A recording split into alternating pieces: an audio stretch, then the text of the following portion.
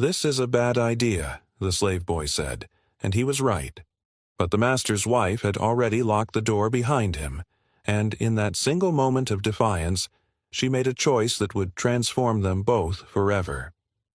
What started as a forbidden conversation in the darkness became an act of rebellion that rippled far beyond that locked room, challenging the very foundations of the world they were trapped in. The plantation breathes differently at night. Marcus feels it the moment the sun bleeds into the horizon. That shift in the air, that subtle loosening of tension that comes when the overseers retreat and the main house settles into shadow.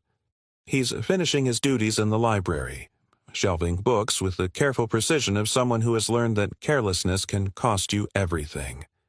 The leather spines are worn from use, the pages yellowed with age, and he moves through them like a man moving through a cathedral.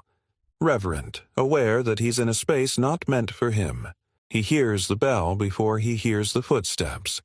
The sound cuts through the evening air with the clarity of a blade, and Marcus's hands still.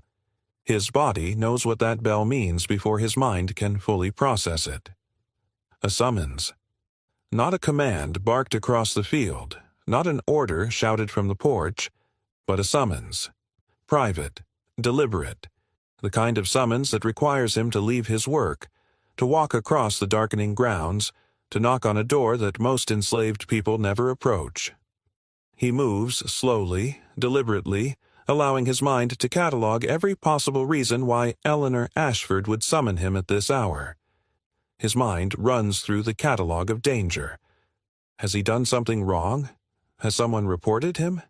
Has his presence in the library, his reading in the library, been noticed by the wrong person?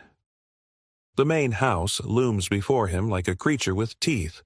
He climbs the service stairs, staying to the shadows, keeping his footsteps quiet even though there's no one to hear him.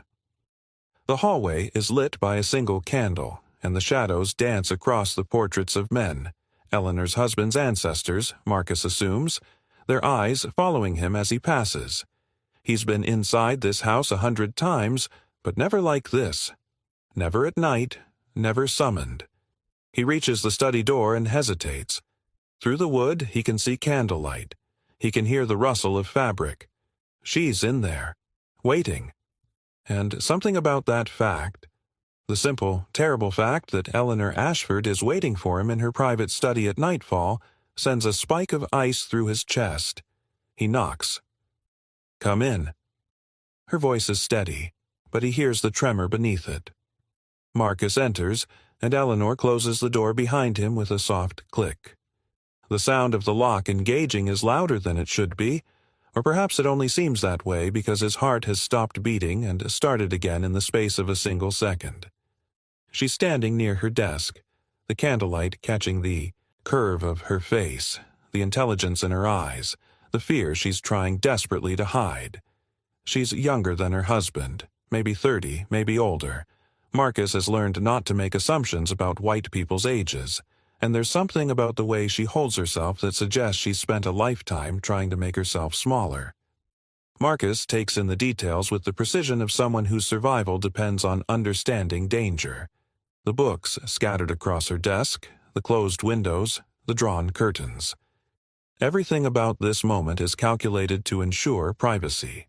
Everything about this moment is a crime. "This is a bad idea," he says. It's not a question. It's not even a statement of defiance. It's a simple acknowledgement of fact, spoken aloud because someone needs to say it, because if no one acknowledges the danger, perhaps they can convince themselves it doesn't exist. Eleanor's face flushes. "I know." But she doesn't move. She doesn't unlock the door. She doesn't send him away. "If anyone saw you come here," Marcus begins, but Eleanor cuts him off. "No one saw. I made sure." There's something in the way she says it that tells him this has been planned, that she's thought about it, that she's calculated the risks and decided they were worth taking. The realization should terrify him more than it does. Eleanor moves to her desk and picks up a book. Not just any book, one of the volumes Marcus has seen in the library, the ones he's read in stolen moments when the house was quiet and he could pretend, for just a few minutes, that he was something other than enslaved. The pages are marked, folded, annotated in a familiar hand. His hand. "You've been reading," Eleanor says. It's not an accusation. It's something closer to wonder. "I shouldn't." "Yes, you should." She cuts him off again, and there's an edge to her voice now, a sharpness that suggests she's made a decision and nothing he says will change her mind. "You should be reading. You should be thinking. You should be living as something more than a ghost in this house." Marcus looks at the book in her hands and then at Eleanor's face, and in that moment he understands why she's brought him here. It's not what he feared. It's something far more dangerous. She wants to talk to him, not as a master wants to talk to a slave, not as someone giving orders to someone with no choice but to obey, but as one mind talking to another mind, as one person acknowledging another person's existence. "Your husband," Marcus starts because the danger of this thought is suffocating, because every instinct he possesses is screaming at him to leave, to walk out that door, to pretend this conversation never happened. "My husband believes I'm incapable of thought," Eleanor says flatly. "He believes women are decoration, useful for bearing children and managing households, but fundamentally empty. And he believes you're incapable of thought because of the color of your skin. He's wrong about both of us." She sets the book down on her desk with deliberate care.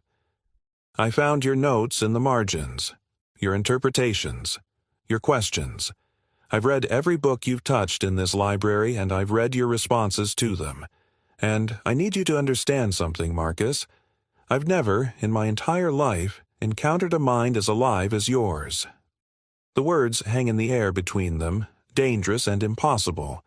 Marcus feels something shift inside his chest, something that's been locked away for so long he'd almost forgotten it was there, the part of him that wants to be seen, the part that's exhausted from pretending to be less than he is, the part that's dying from loneliness in a house full of people.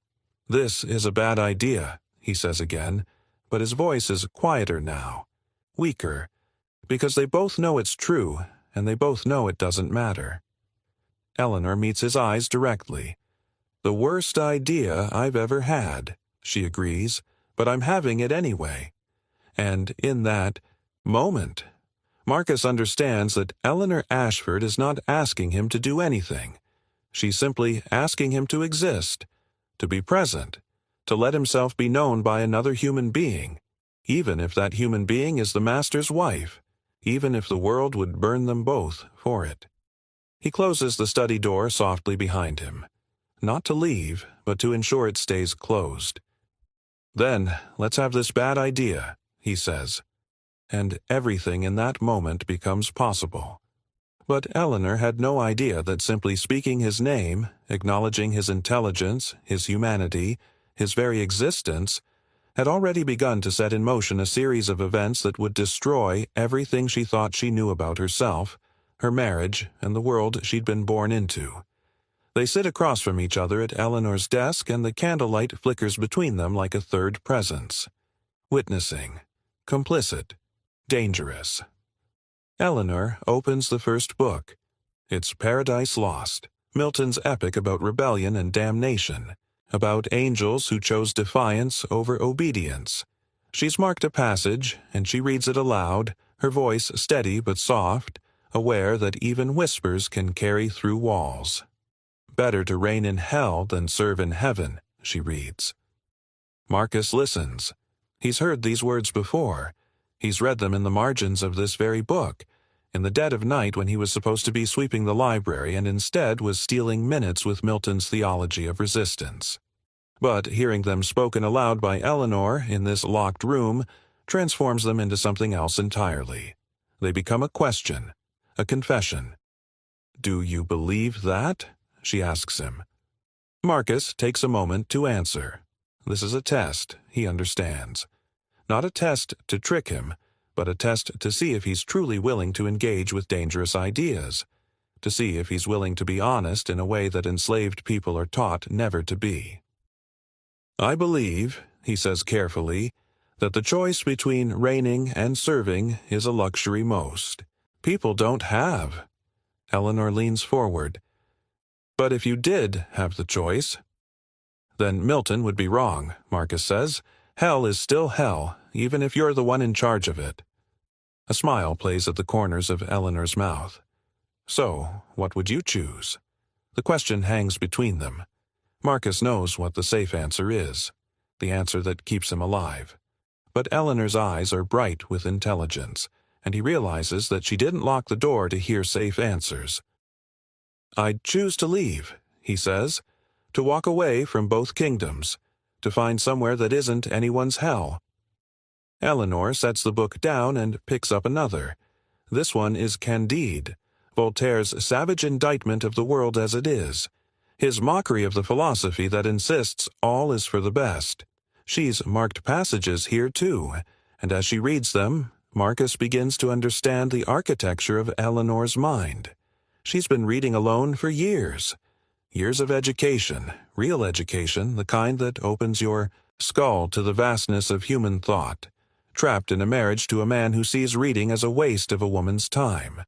She's been consuming these books in secret, annotating them in solitude, and no one has ever asked her what she thinks. No one has ever treated her thoughts as valuable. Until now. My husband won't let me have a tutor, Eleanor says, her voice dropping even lower. He won't let me study. He says it makes women hysterical. He says it unfits us for our proper role. But I found the keys to the library and I've been reading everything. And I thought I was going mad, Marcus. I thought I was the only person in the world who understood that something is fundamentally broken about how we live. She pauses, and Marcus sees something shift in her face, a vulnerability that costs her something to show. And then I found your annotations and I realized I wasn't alone. That someone else in this house was asking the same questions I was. Someone else was refusing to accept the world as they were told it was. Marcus feels the weight of her confession settle into his chest. She's showing him something that could destroy her if it were discovered. Not just her reading, but her thinking. The fact that her mind is alive and restless and unwilling to be contained. How long? He asks. How long? What? How long have you known? About me reading? Eleanor picks up a leather journal from beside her desk, her own book, Marcus realizes, filled with her own handwriting, her own thoughts. She opens it to a page marked with a ribbon. 3 months, she says. I found a note you left in Montaigne. Just a single line. He understands that we are all slaves to something. And I realize that you weren't just reading these books. You were conversing with them. You were thinking alongside them. She closes the journal carefully, reverently, as if it contains something sacred. After that, I started watching for your annotations. I started reading the books you'd read, in the order you read them. And it was like following a map through your mind. Your questions were building on each other. Your understanding was deepening. You're teaching yourself philosophy, Marcus. You're educating yourself in the most dangerous subject in the world. Thinking for yourself. Marcus feels something crack open inside him, something he's spent his entire life keeping sealed shut. The part of him that's terrified of being discovered, yes, but also the part of him that's dying from the effort of pretending to be less than he is. The part that's been reading books in stolen moments and constructing arguments in his head and engaging with ideas that could get him killed, all in absolute isolation. He's never told anyone about this. He's never had anyone to tell. If your husband knew, Marcus begins. He would sell you, Eleanor finishes. Her voice is steady, but her hands are trembling. He would sell you downriver, or to a plantation in Georgia, or to someone who would work you to death. I understand the danger, Marcus. I understand exactly what's at stake. And yet you brought me here anyway. Eleanor meets his eyes directly. Yes. Why?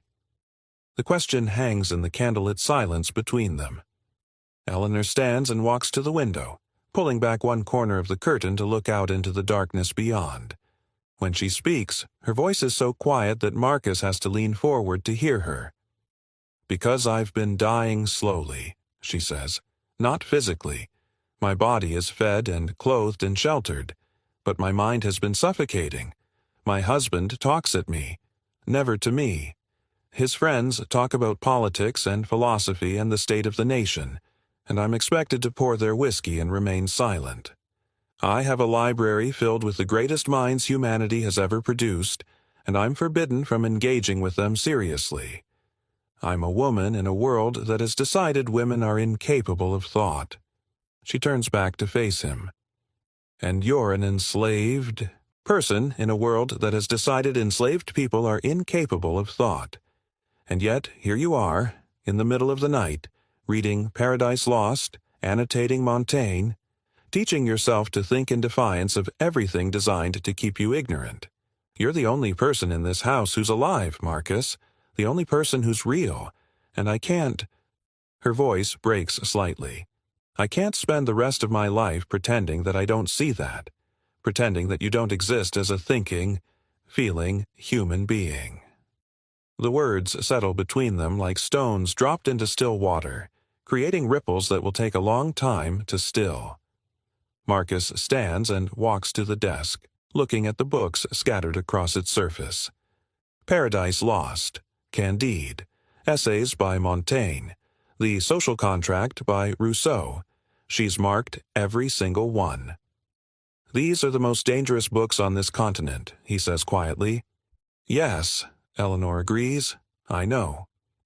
If anyone discovers that you've been reading them, I'll be declared hysterical and sent away to an institution. I know the consequences too, Marcus." She sits back down at her desk, and Marcus finds himself doing the same, across from her, the candlelight between them creating an island of privacy in a hostile world. "So we have a choice," Eleanor says. "We can both pretend that this conversation never happened. You can go back to reading in the dark, alone, and I can go back to being the decorative wife. We can both continue to die slowly, quietly, without anyone noticing."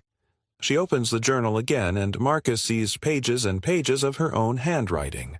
Thoughts, questions, arguments, responses to the books she's been reading. "Or," Eleanor continues, "we can do this. We can talk. We can share what we've been thinking alone. We can be real with each other, just for a few hours, just in this locked room. We can acknowledge that we both exist as thinking, feeling human beings who deserve to be seen." Marcus looks at the journal, at the evidence of Eleanor's isolated intellectual life, and something inside him understands what this moment means. It's not romantic. It's not sexual. It's something far more dangerous and far more intimate. It's recognition. It's one human being refusing to pretend that another human being is invisible. "If we do this," Marcus says slowly, "if we have these conversations, we're putting you at risk. You understand that? If I were discovered talking to you like this—" "I understand," Eleanor interrupts. "That's why it has to be now. That's why we have to do this while we still can." And there it is, the implicit understanding that neither of them will say aloud, that this can't last, that the world they live in will never allow this to continue, that what they're beginning tonight is, by definition, temporary and dangerous and doomed. But in this moment, that doesn't seem to matter. "Tell me something," Eleanor says, and there's a hunger in her voice now, a desperate yearning that speaks to years of loneliness. "Tell me something you've been thinking about, something no one else knows you think about, something real." Marcus takes a breath, and then, for the first time in his life, he lets someone else see him. "I dream about learning," he says. "Not just reading books, but really learning, having a tutor, going to school, understanding mathematics and science and languages. I dream about writing, about putting my thoughts down on paper and having them exist in the world, having them matter. I dream about a life where my mind is valued instead of my labor, where I'm allowed to think instead of forced to obey." He pauses, and his voice drops even lower. And I dream about a world where I could love someone without it being a crime, where a man and a woman could be together because they chose each other, not because one owns the other, where human beings aren't divided into categories of more or less human based on the color of their skin or the circumstances of their birth. Eleanor listens to every word, and he sees her absorbing them, understanding them, honoring them with her attention. "Those aren't dreams," she says quietly. "Those are revolutions." And Marcus understands, in that moment, what she means.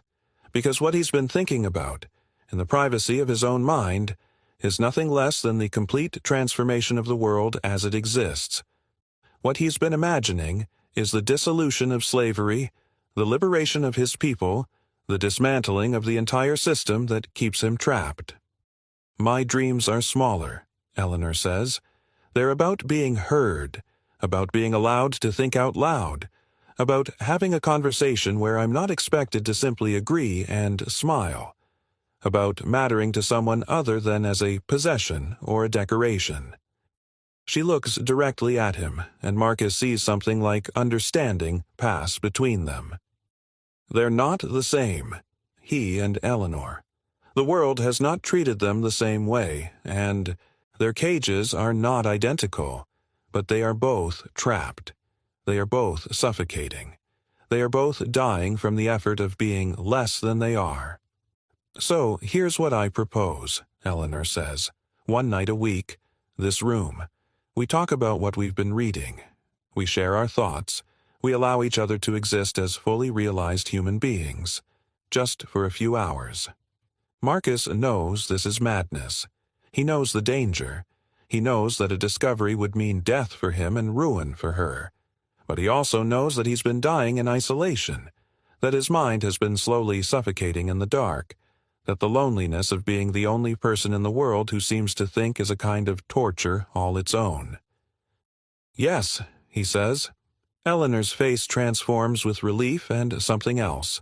Something like joy, or the ghost of joy, or the memory of what joy felt like before the world taught her to be small. "You understand what you're agreeing to?" she asks. "You understand the risk?" "I understand." Marcus says. "And I'm choosing this anyway." Eleanor reaches across the desk, and for a moment, Marcus thinks she might touch his hand. But she doesn't. Not yet. She simply lets her hand rest on the journal, on the evidence of her own solitary thinking, as if to say, "Here is what I've been. Here is what I've learned. Here is who I am when no one is watching." "Then let's begin," she says. "Tell me about the last book you read. Tell me what you thought about it. Tell me everything." And Marcus does. Hours pass. The candles burn lower. Eleanor and Marcus move through ideas like they're swimming through a river that's been frozen for too long and is finally beginning to thaw. They argue about Rousseau. They debate the nature of freedom. They discuss what justice might look like in a world built on injustice. Eleanor reads passages from her journal, thoughts she's never shared with anyone, vulnerabilities she's only ever committed to paper in the darkness. Marcus asks her questions about what she's read, and Eleanor answers with the eagerness of someone who's been starving for intellectual conversation. She laughs, a real laugh, not the polite, practiced laugh Marcus has heard her use in the presence of her husband's friends, and the sound is like a door opening onto a new room. By the time Marcus realizes how late it's become, the candles have burned halfway down, and the sky beyond the window is beginning to show the first hints of dawn. "You have to go," Eleanor says reluctantly. "If anyone sees you leaving the house at this hour—" "I know," Marcus says. He stands, understanding the danger returning, the spell of the conversation breaking. Eleanor walks him to the door, but before she unlocks it, she places something in his hand. A book. Small, bound in leather. Her journal. "I want you to read it," she says. "I want you to know what I've been thinking. I want you to add your annotations to my thoughts. I want us to have a conversation that continues even when we're not in this room. Marcus takes the journal carefully, aware of the trust this represents, the danger of it. If anyone finds this— They won't, Eleanor says with certainty. Hide it where you hid all the others. She unlocks the door, and Marcus steps back into the hallway, into the pre-dawn darkness, carrying her thoughts with him like a secret, like a weapon, like a love letter written in ideas instead of words. Behind him, he hears Eleanor lock the door softly, and as he makes his way back to his quarters, Marcus understands that something fundamental has shifted. He's no longer alone in his thinking. He's no longer the only person in the world who refuses to accept the reality he's been given. He has a partner in consciousness. And that, more than anything, is both the most beautiful and the most dangerous thing that could have happened. But Eleanor didn't understand yet that by opening this door to true conversation, by allowing Marcus to be fully seen and known, she'd begun a transformation that would be impossible to reverse. And that the real danger wasn't discovery, but the fact that she was falling in love with a man she could never have, in a world that would burn before it allowed them to be together. 2 weeks pass like stolen moments, fragments of time that don't quite add up to a life, but feel more real than anything else happening in the house. Every Tuesday night, Marcus finds the summons waiting for him. Sometimes it's delivered by a servant who doesn't ask questions. Sometimes Eleanor leaves it tucked into a book in the library where Marcus is shelving. The routine becomes its own language, its own form of communication. The locked door becomes a threshold between the world as it is and the world as they imagine it could be. But something is changing, and neither of them quite knows how to name it. It starts small, with Eleanor's hands lingering when she passes Marcus a book, with the way she leans closer when they're discussing a passage, close enough that he can smell the lavender in her hair, with the way her voice softens when she says his name, as if the word itself is a kind of caress. Marcus feels it too, the electricity that passes between them when their fingers accidentally touch. The way his heart accelerates when he hears her voice calling him into the study. The way he finds himself looking forward to these nights with an intensity that frightens him, because he understands what it means. He's falling in love with Eleanor Ashford. The thought is so dangerous, so utterly impossible, that he tries to push it away. But it persists like a fever, coloring every conversation, every moment of connection. It transforms the intellectual intimacy they've built into something far more complicated and far more devastating. On the third Tuesday, Eleanor doesn't open a book. Instead, she stands at the window, looking out into the darkness beyond, and when she speaks, her voice is fractured with emotion. "My husband touched me last night," she says quietly. "He came to my room. It's his right, of course. I'm his wife. I'm his property, in the eyes of the law. And I lay there, and I thought about what we've been discussing, about freedom, about autonomy, about the right to choose who touches your body and who doesn't." She turns to face Marcus, and he sees tears on her cheeks. "And I realized that I've never had that choice, that every moment of my life has been decided for me by men, my father, my husband, the society that owns me in a way that's only slightly less literal than the way it owns you." Marcus moves toward her, and Eleanor doesn't step away. She lets him come close enough that he can see the trembling in her hands, the desperate longing in her eyes. "This is where it becomes dangerous," Marcus says quietly. "This is where conversation transforms into something the world will never forgive."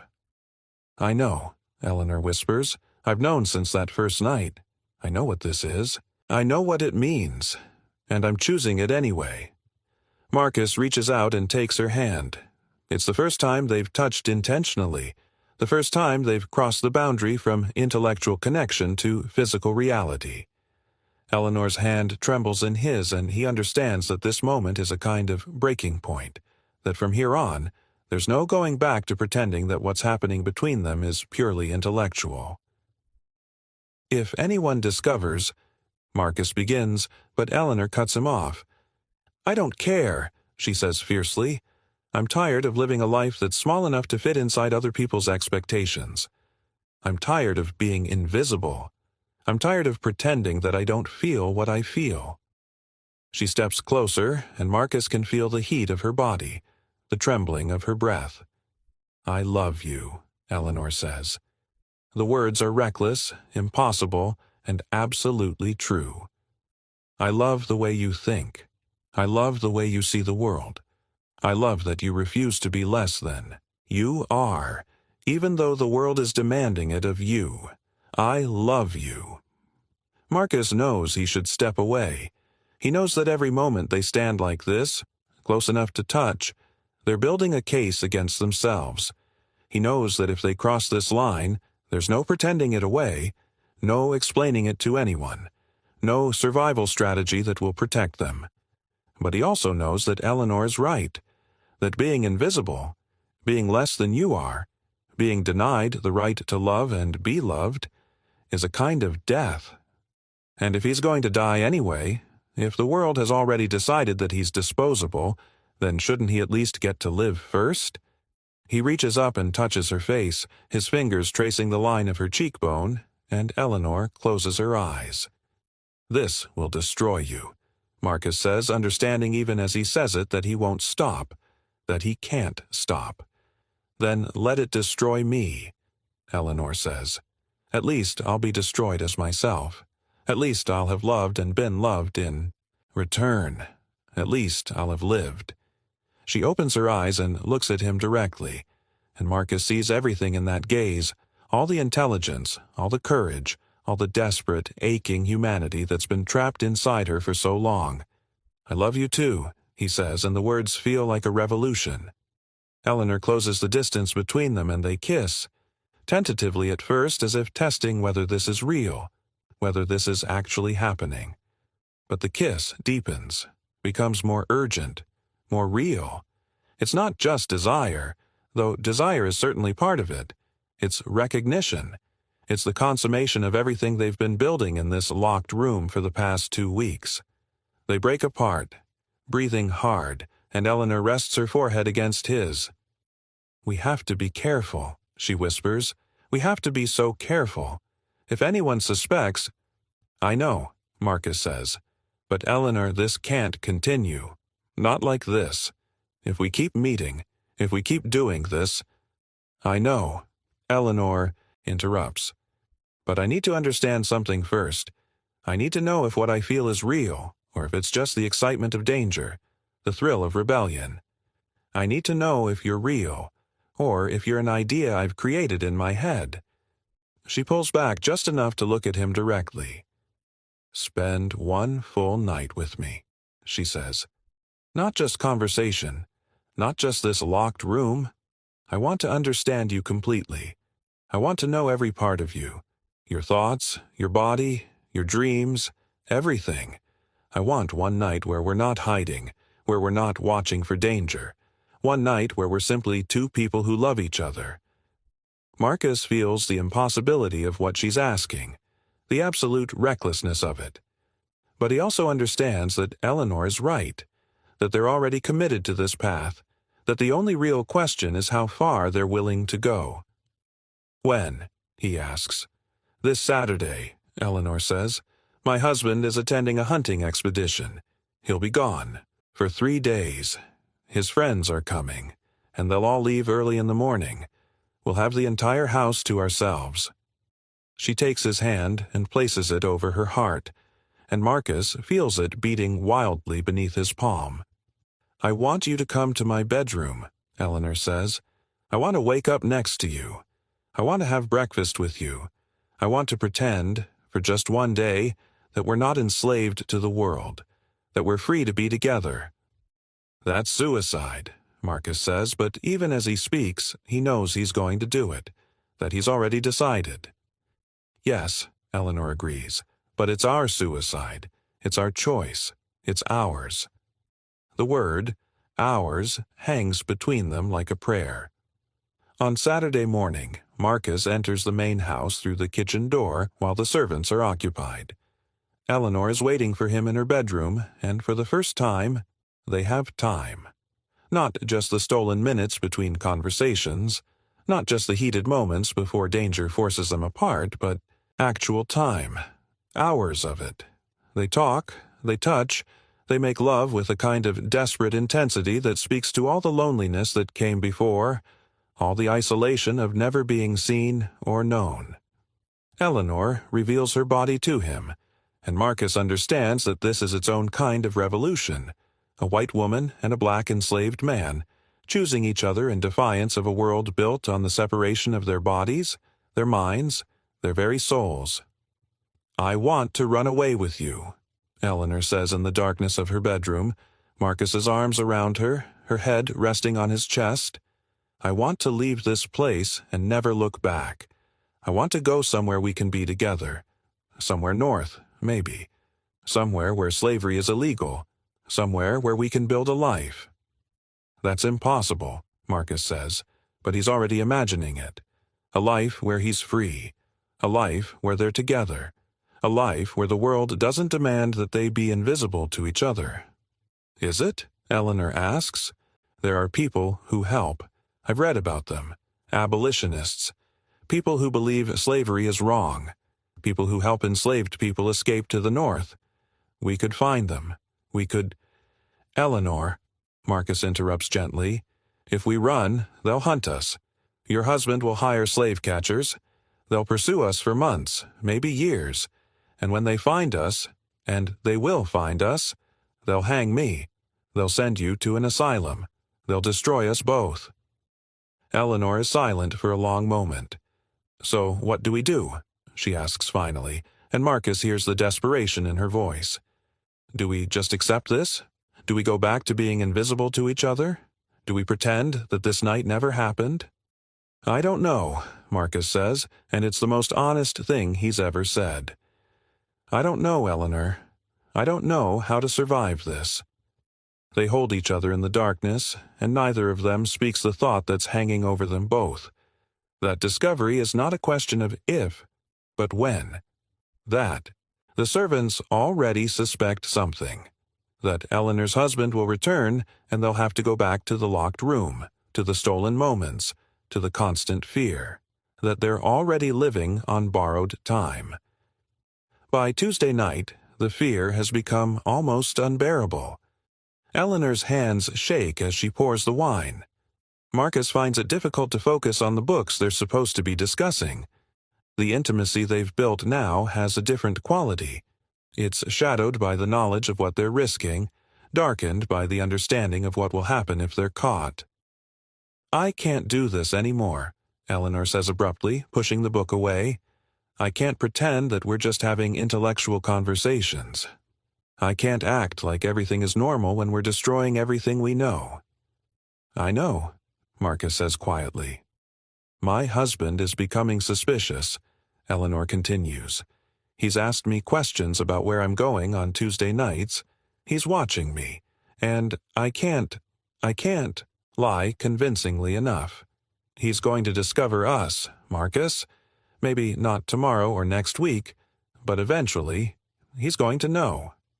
Marcus moves around the desk and pulls Eleanor up from her chair, holding her against him. "Then we need to make a decision," he says. "We need to decide, right now, what we're willing to lose for this. Because, Eleanor, if we continue, we're going to lose everything. Your safety, your position, your life as you know it. Everything." Eleanor looks up at him, and he sees the answer in her eyes before she speaks. "I want to run," she says. "I want to leave with you. I want to find people who will help us. I want to try. Even knowing we might not make it? Even knowing we might be caught?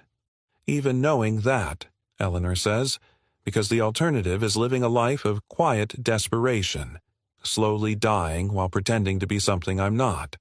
And I've already done that for 30 years, Marcus. I can't do it anymore."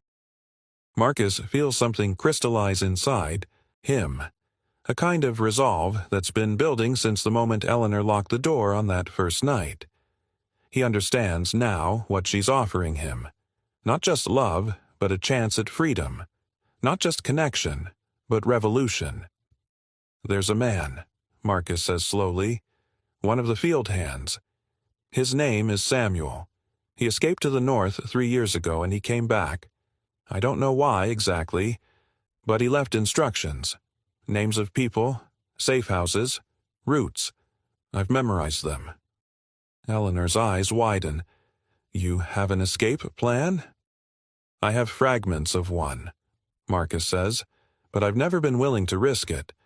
I've never had anything I was unwilling to lose. But now... He doesn't finish the sentence. He doesn't need to. Eleanor reaches up and touches his face. How much time do we need? A week, Marcus says. Maybe 10 days. Time to gather supplies without anyone noticing. Time to plan our route carefully. Then we have 10 days, Eleanor says. 10 days to prepare to lose everything we've ever known. They hold each other in the candlelit study, and Marcus understands that they've crossed a threshold from which there's no return. They're no longer just having a dangerous love affair. They're planning a revolution against the world itself, against the systems that have kept them trapped, against the powers that have decided they have no right to choose their own lives. It's impossible. It's reckless. It will almost certainly end in their deaths. But in this moment, it feels like the only real thing either of them has ever done.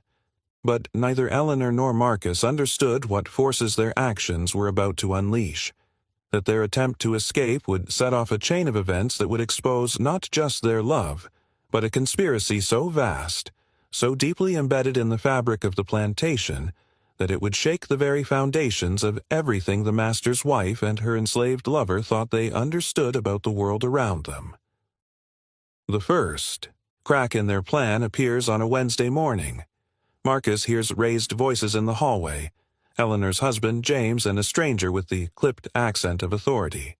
A slave patrol inspector, asking questions about unusual activity, missing books, late-night meetings in the main house, about a white woman meeting with an enslaved man.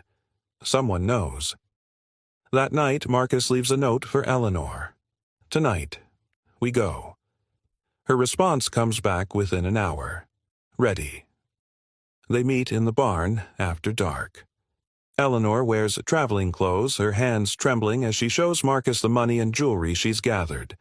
They've spent 10 days preparing. Routes, safe houses, forged papers, but the patrol's arrival has destroyed their timeline. We'll head north through the mountains, Marcus says. Stay off main roads, 40 miles to the first safe house. Eleanor nods, understanding what she's about to lose. My husband will hunt us. I know, Marcus says. They'll hang you, make an example. No.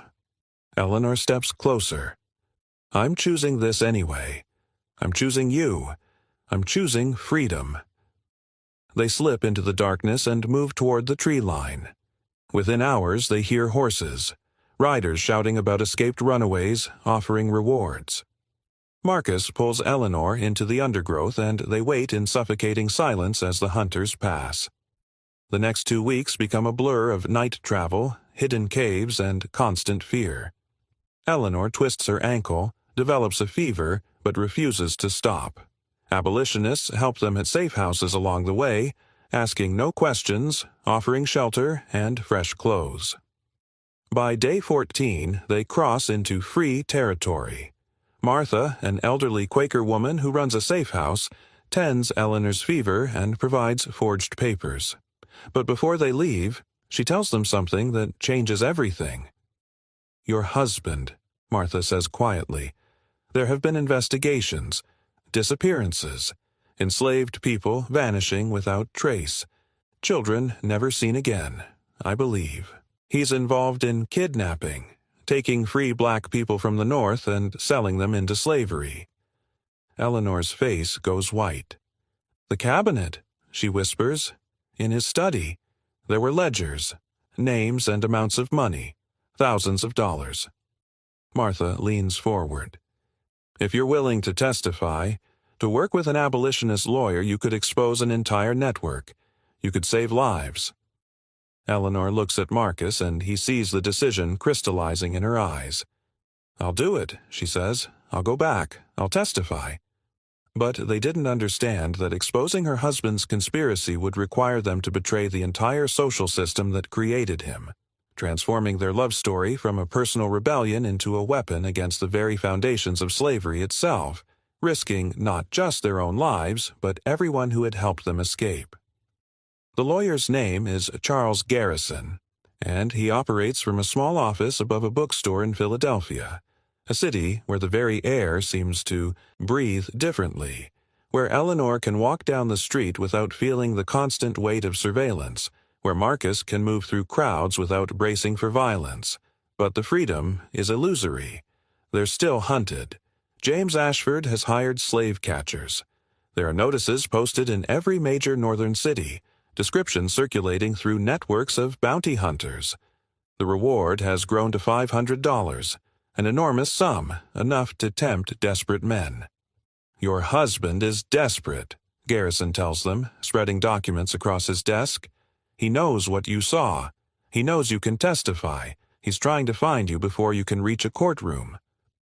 Eleanor sits rigidly in the chair, Marcus standing behind her, a positioning that's become their constant, him visible, her protected by his presence. They've learned that interracial couples draw less suspicion if they maintain the appearance of master and servant, even here in the North where such relationships are theoretically possible.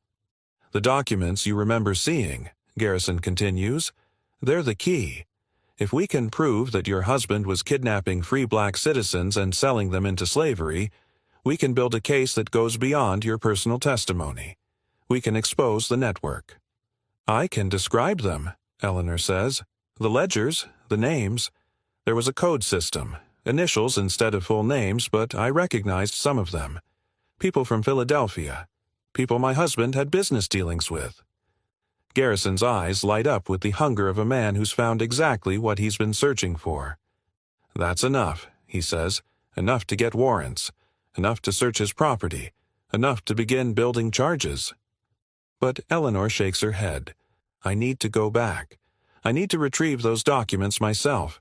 I need to testify in court that I saw them, that I understand what they mean.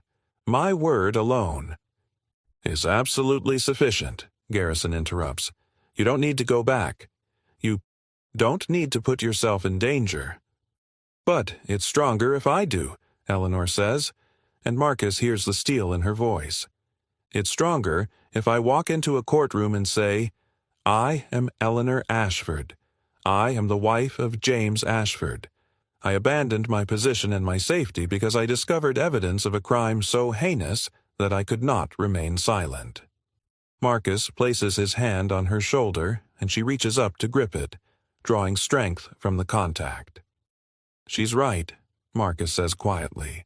"If she testifies in person, if she faces him in court, it becomes impossible to dismiss her as an unreliable narrator or a woman driven mad by passion.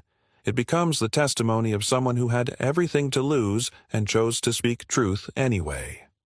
Garrison studies them both, understanding the calculation they've made. Returning means danger. It means the possibility of being captured before they can reach the courtroom.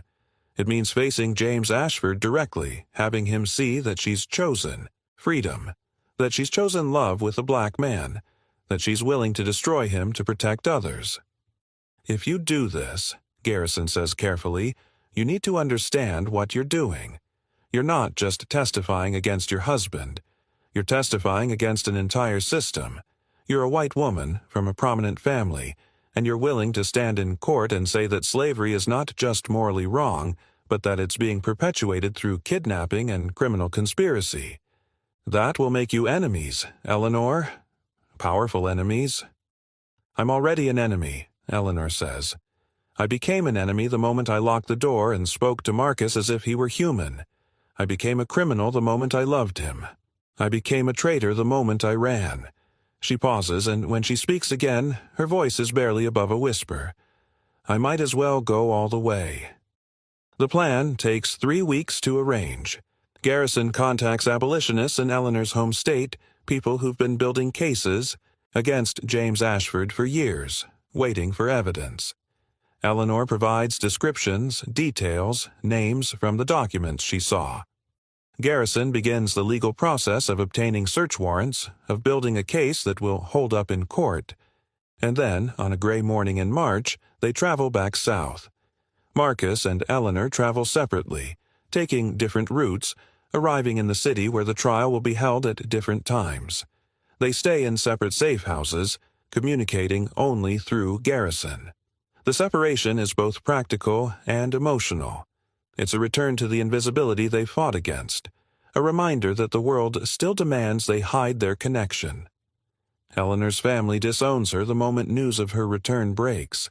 Her father writes a letter published in the local newspaper declaring that his daughter has brought shame upon the family, that she is no longer considered his child, that he wishes no contact with her.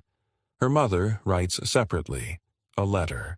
Eleanor receives in Garrison's office, sealed and private, begging her to recant her story, to return home, to pretend this madness never happened. Eleanor burns the letter without responding. James Ashford's lawyers are ruthless. They paint Eleanor as a woman driven to hysteria by her enslaved lover, a woman whose mind has been corrupted by abolitionist propaganda, a woman who has invented fantasies to justify her moral depravity. They produce medical experts who testify that women are naturally susceptible to emotional manipulation, that Eleanor's testimony should be discounted as the ravings of a disordered mind. But Eleanor sits in the witness stand, and she speaks. She describes the documents she found. She provides names, dates, specific conversations she overheard. She explains the code system in the ledgers, the amounts of money, the correspondence that suggests a network of kidnapping operations stretching across multiple states. She talks about the enslaved people who disappeared from the plantation, the children born and never seen again, the systematic theft of human beings for profit. And, most damaging of all, she testifies about why she ran. Not because she was forced, not because she was seduced by a dangerous man, but because she understood that her husband's crimes were so fundamental, so evil, that she could not remain complicit in them. I knew, she tells the court, her voice steady and clear, that by remaining silent, I was choosing to be complicit in kidnapping. I was choosing to be complicit in slavery. I was choosing to be complicit in the systematic degradation and exploitation of human beings, and I could not do that. I could not live with that knowledge and remain a moral person. So I chose to leave. I chose to help, and I would make that same choice again, knowing exactly what it would cost me. When she steps down from the witness stand, she looks directly at James Ashford and Marcus, sitting in the back of the courtroom. Finally visible, finally allowed to watch her, sees her husband's face pale with fury and understanding. He knows that he's lost, that his wife has destroyed him. The trial lasts 3 weeks. Other witnesses testify. Abolitionists who've been investigating the kidnapping network, free black people who were kidnapped and sold into slavery and managed to escape, plantation workers who've testified about the disappearances and the money that changed hands. Garrison presents the evidence methodically, building an unassailable case. James Ashford is convicted of kidnapping, conspiracy, fraud, and trafficking in human beings. He's sentenced to 15 years in prison, a sentence that everyone in the courtroom understands is both inadequate and unprecedented. A white man, convicted of crimes against black people and free citizens alike, actually going to prison rather than walking free. It's not justice, but it's something. On the last day of the trial, Eleanor and Marcus finally stand, together in public, in the hallway of the courthouse, with witnesses all around them. Eleanor's reputation is destroyed. She's been called every name a woman can be called, her morality questioned in ways that will follow her for the rest of her life. But she's also become something else. She's become a symbol. A white woman who chose truth over comfort, who chose love over status, who chose to fight against slavery even when it cost her everything. We can't stay here, Garrison tells them. The attention, the controversy, it won't be safe. People who profit from slavery, who rely on the kidnapping networks your testimony exposed, they'll want revenge. Where can we go? Eleanor asks. Canada, Garrison says. There's a community of freedom seekers there, both black and white abolitionists. You could build a new life, a real life, without hiding. Eleanor looks at Marcus and he sees the question in her eyes. Is it possible? Can we actually be free? We can try, Marcus says. We can try to build something real. But as they prepared to leave for Canada, as they began to imagine a life beyond the trial and the exposure and the hatred, neither Eleanor nor Marcus understood that their victory in court was only the beginning, that exposing one conspiracy had opened doors to larger truths about the entire system of slavery, and that their story would become ammunition in a war that was only just beginning to tear the nation apart. Canada is cold in a way that Eleanor has never experienced, a cold that penetrates bone and spirit, that forces you to confront the reality of survival stripped of all comfort and pretense. But it's also clean. There's no history here, no generations of blood soaked into the soil, no system built on the backs of stolen people. They settle in a community near Toronto where abolitionists and freedom seekers have built something that resembles, however imperfectly, a life without slavery. Marcus finds work as a carpenter. Eleanor takes in sewing and teaches reading to the children of formerly enslaved people. They rent a small house, modest, but theirs. They build something that looks, from the outside, like an ordinary life, but the trial has made them infamous. Letters arrive regularly. Some are threatening. Messages from slave catchers who haven't given up the hunt, from men who've lost money because of the kidnapping network's exposure, from people who see Eleanor's testimony as an unforgivable betrayal of her race and class. Others are pleading, from people in the South who've heard about the trial, who have enslaved family members, who want to know if there's any hope for escape, any chance for freedom. Eleanor reads every letter. She answers every one. What begins as correspondence becomes something larger. Garrison writes to tell her that the trial has sparked investigations in 3 other states. The kidnapping network that James Ashford was part of has begun to unravel. People are being arrested. Victims are being identified and freed. The domino effect of her testimony continues to ripple outward, creating consequences far beyond what anyone anticipated. Your story matters, Garrison writes, not just to us, but to the entire abolitionist movement. You've shown that slavery can be challenged from within, that people with privilege can choose to use that privilege to fight the system. You've given people hope. But Marcus watches Eleanor as she reads these letters, and he sees the weight of it, the understanding that she can never go back to invisibility, that her name and her story are now public property, part of a larger narrative about the struggle against slavery. One evening, as they sit by the fire in their small house, Eleanor says something that Marcus has been waiting to hear. "I'm pregnant."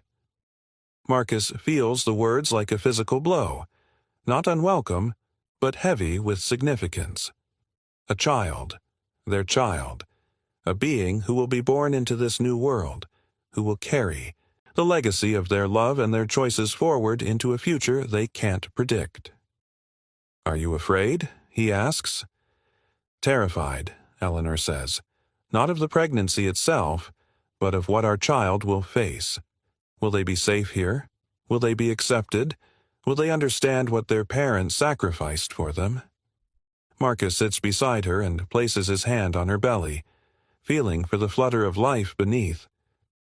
"Our child," he says slowly, "will be born into a world that's still broken, still full of hatred and injustice. But they'll be born into a world where their parents chose love over fear, where we testified that another way was possible, where we built something real, even if it's small and fragile." He pauses, and when he continues, his voice is thick with emotion. That has to mean something, it has to.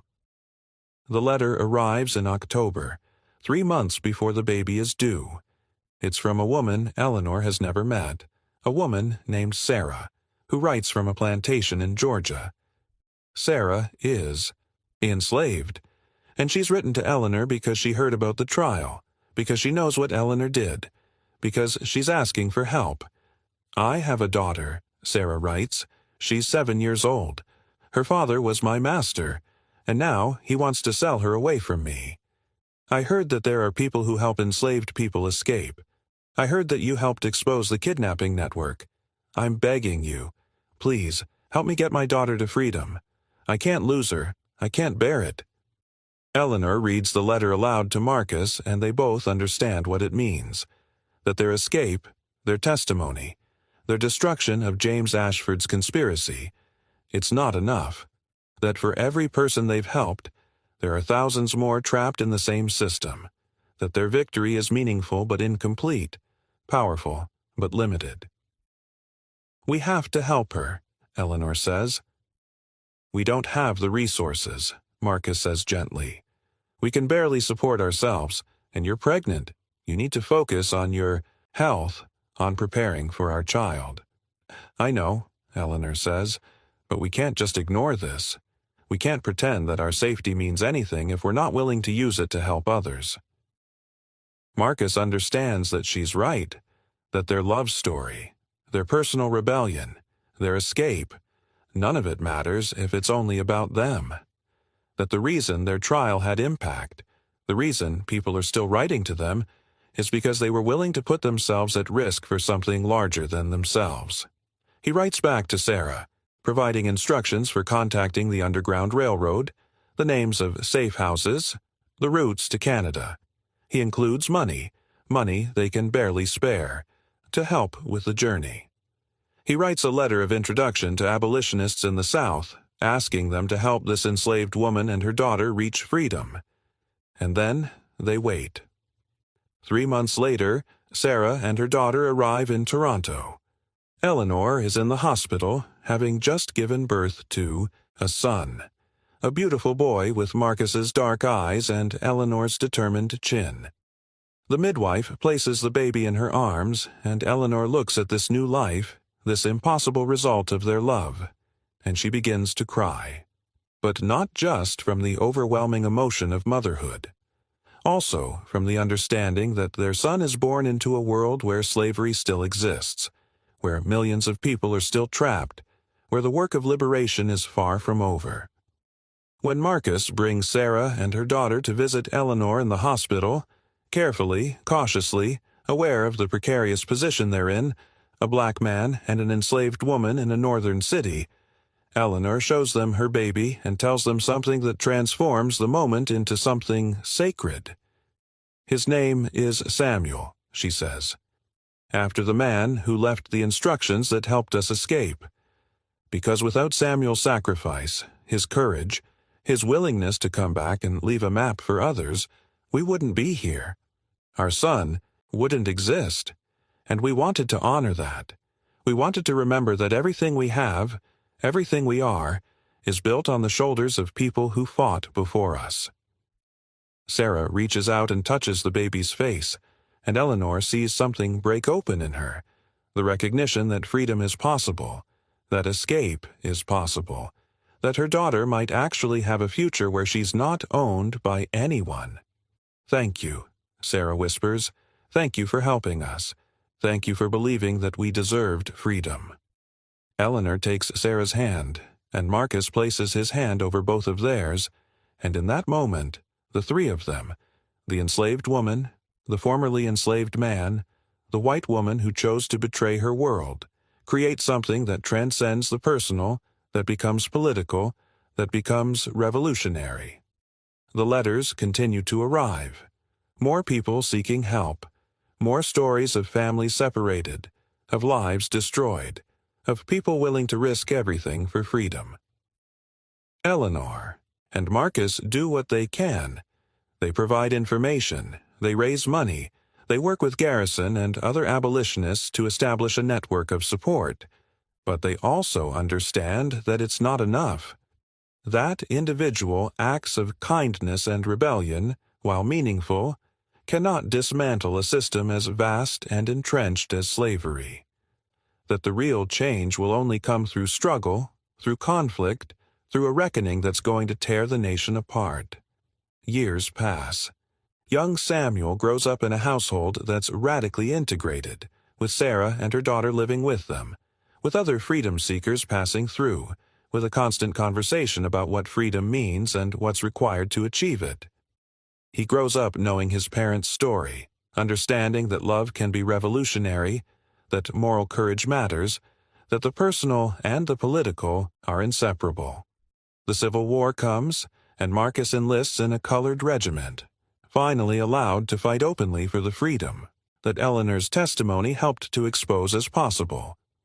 Eleanor works with relief organizations, helping formerly enslaved people adjust to freedom, testifying again in cases against slave traders and kidnappers. Their love story, which began in a locked room and a forbidden conversation, becomes part of the larger story of abolition, of resistance, of the long struggle toward freedom. But in the quiet moments, when Eleanor is alone with their son, when Marcus returns from battle exhausted and traumatized, when they hold each other in the darkness of their Canadian home, they remember what it felt like at the beginning, the danger, the impossibility, the absolute certainty that their love could never exist in the world as it was. And they understand that they were right. Their love couldn't exist in that world, so they had to destroy that world, or at least their small corner of it. They had to testify against it, expose it, refuse to participate in it, even knowing the cost. On the evening of the war's end, Eleanor and Marcus sit on the porch of their house, watching the sun set over the Canadian landscape. Their son is inside doing his lessons. Sarah's daughter, now a young woman, is preparing a meal in the kitchen. Life continues, ordinary and miraculous. "Do you regret it?" Eleanor asks. "Any of it? The running, the trial, the constant danger?" Marcus considers the question carefully. "I regret the pain it caused others," he says finally. "I regret that we couldn't save everyone. I regret that slavery still exists, that the war had to happen, that so many people had to die before the nation could begin to understand what we already knew." He pauses, and when he continues, his voice is soft. "But I don't regret us. I don't regret that we chose each other. I don't regret that we were willing to burn our lives down to create something real. And I don't regret that our love, our testimony, our refusal to be invisible, I don't regret that it mattered, that it helped people, that it contributed, however small, to the end of slavery." Eleanor leans her head on Marcus's shoulder, and they sit together in the fading light. Two people who loved each other so much that they were willing to destroy worlds.